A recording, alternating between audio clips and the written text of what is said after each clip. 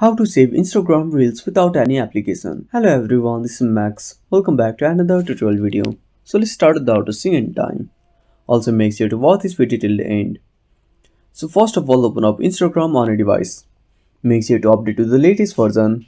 If it's not updated, go to the Play Store, tap on the search icon and search for Instagram. Now once you search for it, make sure to update to the latest version. After updating, simply tap on Open.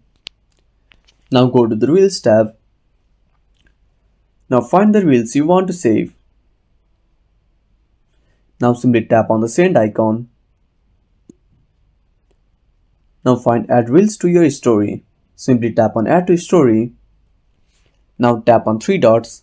Now click on save. Now wait for some time.